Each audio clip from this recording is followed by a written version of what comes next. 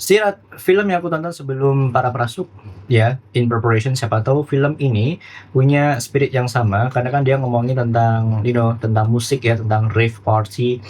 Tapi ternyata Sirat ini ceritanya, well, to some extent mirip ya, and that's why I am making this video. Tapi pada aspek subjek modern yang cair. Nah, cerita dari Sirat ini sendiri adalah ada satu ayah namanya Louis gitu ya, sama anaknya si Sebastian. Mereka mencari anaknya si Louis yang perempuan, dan dikabarkan anak perempuannya itu ikut pesta di hamparan padang pasir di Maroko. Oke.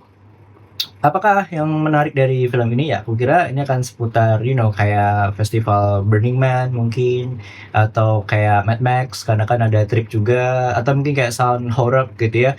Tapi ternyata, Sound Horror I guess is better culturally speaking, dan dia punya spirit, subkultur gitu ya. Tapi kalau kita nonton Sirat, wah, di sinilah kritik terhadap film ini. Oke.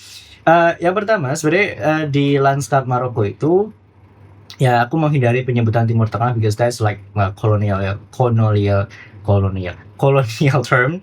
Ya, jadi kita hindari penyebutan Timur Tengah karena konteksnya emang di Maroko gitu ya. Dan lagi ada konflik sebetulnya yang konflik beneran gitu, karena di film itu dikabarkan juga atau diceritakan lagi ada konflik, that's why orang-orang Eropa harus dievakuasi, harus pergi supaya mereka tidak terdampak dari perang di situ. Nah, ada satu depolitisasi yang kita bisa lihat dari film ini, yaitu gimana the real conflict, gimana Sahara Barat ini kan ya kayak pertentangan wilayah gitu ya, gimana di kondisi nyatanya itu tidak dimunculkan di film. Oke. I guess that's also the first problem of this movie. Sebelum nanti kita pindah, kalau kita baca pakai pendekatan Zizek Lacanian gitu ya, Zizek plus Lacan. Oke, kita bisa melihat gimana penonton tuh dibuat berjarak juga ya dengan kondisi politik yang sedang berlangsung. Karena dengan kita menikmati si Serat ini di layar kita, ya layar sinema itu melindungi penonton atau melindungi kita dari kondisi yang sedang terjadi. The real yang traumatic di situ, Inalakang yang says gitu ya.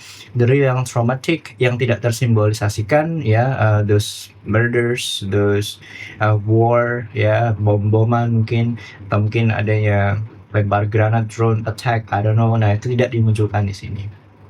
Oke, apa yang dimunculkan gitu? Yang dimunculkan justru adanya European ravers, ya, orang-orang Eropa.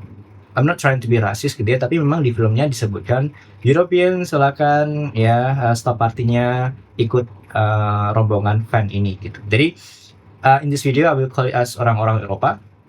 Ya, bagaimana orang-orang Eropa itu menyelenggarakan pesta musik gitu ya, kayak horeg gitu di gurun pasir.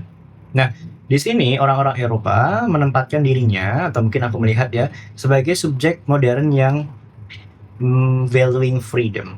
Ya, mereka bisa party ke sana ke sini, ya, mereka bisa pakai drugs, dan bahkan mereka mencoba untuk mendapatkan satu transgressive experience ya, yang bisa uplifting themselves, politically speaking ya, psychologically speaking juga, kayak mencari escapism. Nah, ini juga sama kayak Para Prasuk kemarin ya, gimana si Maudy Ayunda mencoba menjadikan desa Latas itu sebagai escapismnya, subjek modern.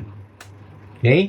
Sedangkan kalau kita lihat Sahrawi people atau orang-orang yang ada di sana yang like kejebak macet antri beli bensin itu, melihat situs gurun pasir itu ya sebagai situs konflik perang di situ. Adanya teritorial yang harus dipertahankan. Nah, ini kan satu pandangan yang beda ya, gimana orang dari Eropa ini malah party di situ, sementara orang-orang native dari sana justru valuing ini sebagai of course lahan yang dia harus amankan, tanah yang ya sedang bersengketa gitu ya. That's why ada satu pandangan yang berbeda antara pandangan subjek modern melihat Maroko dan orang-orang dari Maroko itu sendiri. Oke. Nah, perbedaan ini juga kalau dari kacamata Zizek gitu kan, di bukunya tentang violence, dia bilang bagaimana subject violence itu menutupi systemic violence. Ya, kenapa aku bilang subject violence menutupi systemic violence? Karena di filmnya kita bisa lihat gimana subjek-subjek si kelompoknya Louis itu ya, yang pakai LSD gitu, itu dilihat mabuk-mabukan, dilihat sebagai bentuk subjective violence, kekerasan terhadap subjek. ya. Seakan-akan, oh iya ya nih orang-orang Eropa itu, ya ternyata mereka tuh self-sabotage, ternyata mereka tuh pakai LSD loh.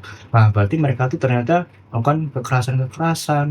Nah, padahal kekerasan yang sebetulnya berlangsung di daerah sana gitu ya, di Maroko kan berasal dari of course kolonialisme kan, sengketa tanah itu, dan itu tertutup oleh subjective violence. Ya, apa yang tidak tuntas dari masa kolonial itu ya bersambunglah sampai di tahun 2023 ya, terakhir itu Israel tuh recognize Maroko untuk mengklaim apa namanya Western Sahara ya, Sahara Barat gitu. Nah, tapi kan itu kan prosesnya panjang sekali. Oke, nah itu menutupi kondisi konteks sosial yang memang sebenarnya ada di situ. Oke, tapi apa yang menarik juga dari film ini adalah kita bisa melihat gimana European Ravers itu, ya orang-orang yang pesta dari Eropa itu, kalau dari kacamata Bauman ya ini adalah subjek modern yang fluid, ya, yang cair.